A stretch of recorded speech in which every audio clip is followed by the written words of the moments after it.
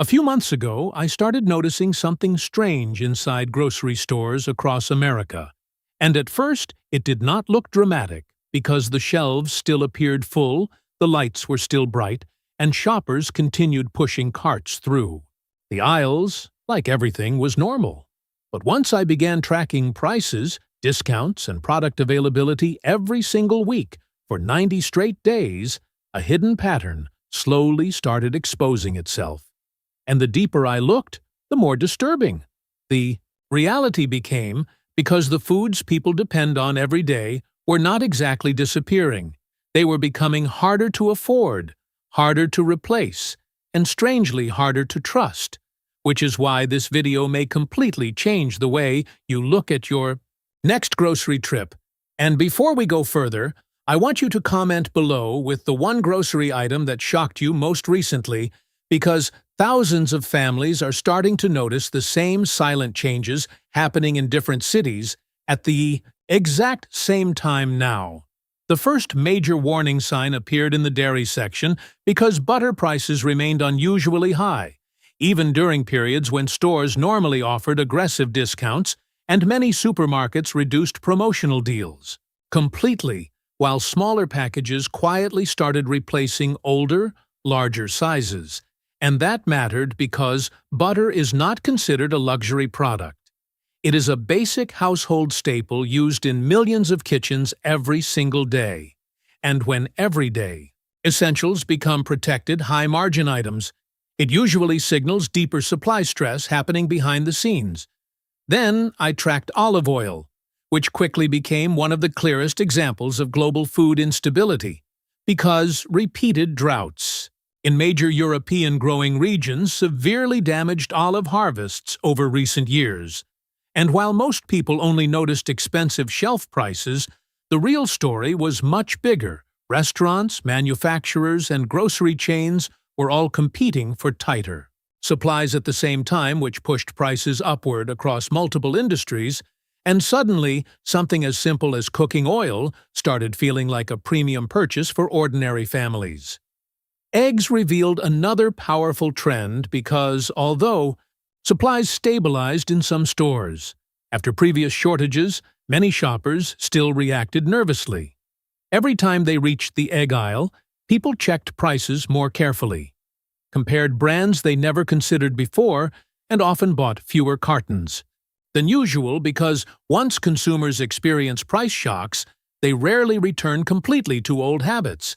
And that psychological shift may be one of the most important parts of this entire story, because fear changes spending behavior long before official economic reports catch up ground.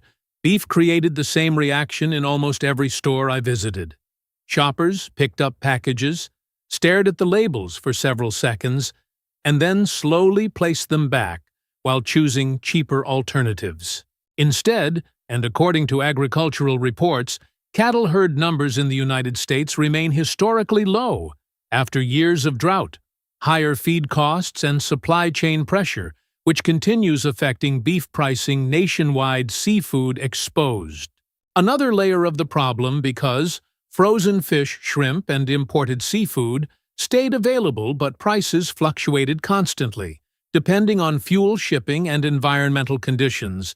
And many stores reduced product variety, entirely focusing only on items with predictable demand. Now, if all of this sounds like ordinary inflation, there is another detail that makes this situation different, because over these 90 days, the most alarming pattern was not empty shelves. It was the disappearance of stability. Stores stopped offering consistent discounts. Package sizes kept shrinking while prices stayed high. And consumers became increasingly uncertain about what groceries would cost from one week to the next.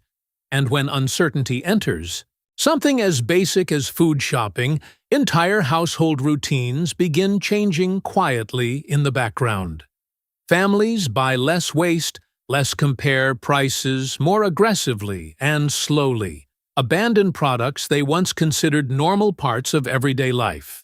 And that is exactly why this experiment matters, because the grocery store is becoming a real-time warning system for deeper economic stress.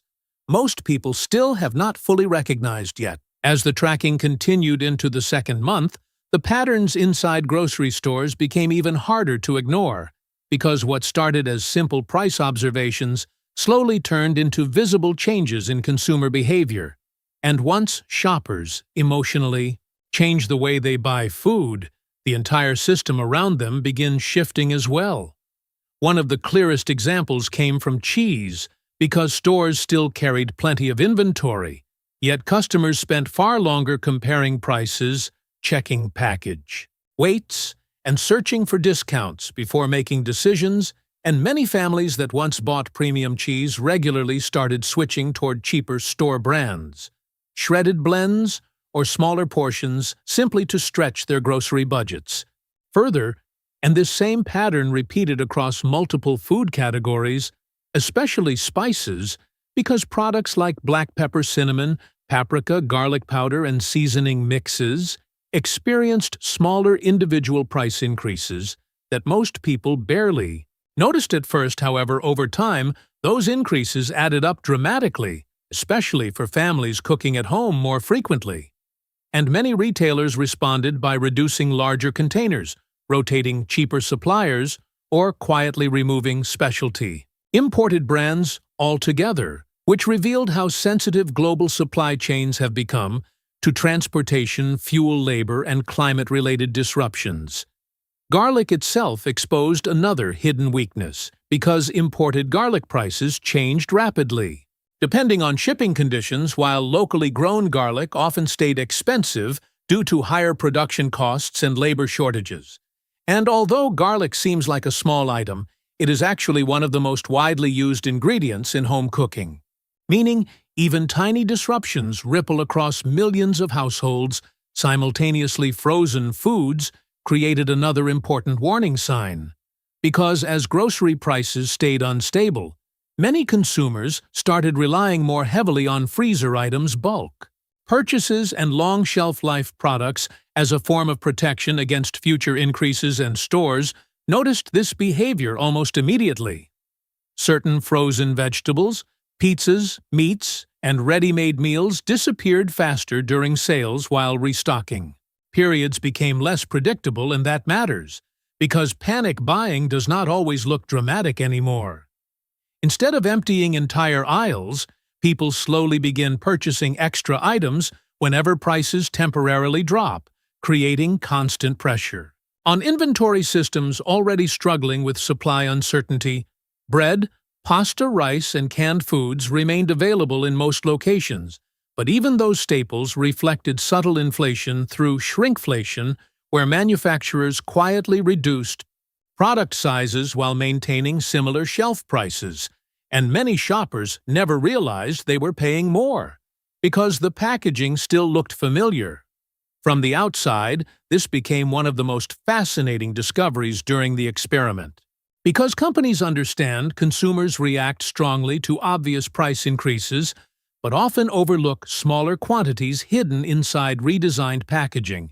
And over time, that strategy allows businesses to protect profits without creating immediate public backlash. Olive oil continued standing out as one of the strongest examples of climate-driven instability, because repeated droughts in Mediterranean growing regions severely impacted harvests multiple years in a row, and recovery has remained slow, expensive, and unpredictable, which pushed prices higher, not only for consumers, but also for restaurants, food manufacturers, and grocery suppliers, competing for limited inventory. Seafood revealed similar pressure, because imported shrimp, salmon, and whitefish products experienced constant pricing volatility linked to fuel costs, shipping delays, environmental conditions, and global demand shifts. And many stores reduced seafood variety altogether, focusing mainly on high-turnover products. Instead of carrying wider selections, now combine all these patterns together: shrinking packages, reduced discounts, selective inventory, unstable pricing, consumer anxiety, and changing buying habits. And suddenly, the grocery store stops looking like a normal shopping environment and starts looking more like a live economic stress indicator, showing how fragile modern supply systems may actually be beneath the surface. And perhaps the most surprising part was how universal these patterns became. Regardless of region, income level, or store size, the same core trends appeared repeatedly. Consumers became more cautious, retailers became more defensive, and everyday foods slowly transformed from predictable household staples into financial decisions. People carefully calculated before placing anything into their carts. And over these 90 days, one truth became impossible to ignore. The shelves may still appear full today, but affordability, consistency, and consumer confidence are quietly eroding. At the exact same time, while millions of people continue adapting to the changes without fully realizing how dramatically their relationship with food is already starting to shift. By the final weeks of this 90-day experiment, the biggest discovery was no longer about rising prices alone, it was about how quietly people adapt when food uncertainty becomes part of normal life. Because humans rarely react dramatically to slow change. Instead, they slowly adjust their routines, one grocery trip at a time, until suddenly the lifestyle they once considered ordinary feels financially impossible. And that psychological shift may be the most important warning sign hidden inside modern supermarkets today. Because over these 3 months, I watched shoppers become more strategic, more cautious, and far more emotionally connected to basic food purchases than ever before. Families who once filled carts without thinking carefully about totals started calculating every decision, comparing brands, checking unit prices, and removing products before reaching checkout. And perhaps the clearest example of this transformation appeared in meal planning, because many households no longer planned dinners around personal preference, but around whichever protein happened to be discounted. That particular week, some families replaced beef entirely with chicken, while others began stretching meals using rice, pasta, potatoes, and frozen vegetables to reduce costs. And although these adjustments may seem small individually together, they reveal a population gradually reorganizing everyday habits around economic pressure. Coffee revealed another fascinating pattern because weather instability, transportation costs, and global agricultural disruptions pushed prices steadily upward over recent years. Yet most people did not stop buying coffee altogether. Instead, they switched brands, purchased smaller containers, or waited longer between refills, and that same behavior repeated across cereal, snacks, condiments, beverages, and packaged foods. Consumers adapted slowly rather than suddenly, which allowed the overall changes happening inside grocery systems to remain less visible to the public. Another major shift involved store loyalty because shoppers who once depended on a single supermarket increasingly traveled between multiple stores, discount chains, warehouse clubs, and online apps searching for temporary deals. And while competition may help consumers save money, it also reflects something deeper: declining trust that any one retailer can consistently provide affordable essentials over time. And recent industry projections continue showing that categories like beef, seafood, processed foods, and fresh produce may remain above long-term historical price averages despite broader inflation slowing, which means many families are still experiencing real pressure every time they shop. One of the most important lessons from these 90 days involved preparedness, not in a fear-based survivalist sense, but in the practical reality that households with flexible food habits, freezer storage, or small pantry reserves experienced far less stress during sudden price spikes than families shopping week to week. Because when grocery costs fluctuate unpredictably, stability itself becomes valuable. And that mindset is spreading rapidly across different income levels. Another surprising discovery was how quickly retailers responded to changing consumer behavior. Stores, increased private label inventory, reduced product variety, and focused heavily on high-turnover items while slowly eliminating slower-selling premium selections. And this created a feedback loop where shoppers saw fewer choices, became more cautious, and grew even more sensitive to future price increases. And although the shelves still looked relatively full on the surface, the overall shopping experience felt noticeably different compared to only a few years ago because consistency, predictability, and consumer confidence had all weakened simultaneously. Perhaps the most striking part of this entire experiment was how universal the patterns became regardless of neighborhood income, level, store size, or geographic region. The same core warning signs kept appearing: shrinking packages, fewer discounts, selective purchasing behavior, rising protein costs, and growing anxiety around future affordability. And while no one can predict exactly where food markets move next, the evidence from these 90 days points toward one undeniable reality. The modern grocery system is becoming more fragile, more expensive, and psychologically stressful for average consumers than many people fully realize today, which is why this conversation matters now more than ever, because food affects every household, every community, and every family, regardless of politics, background, or income.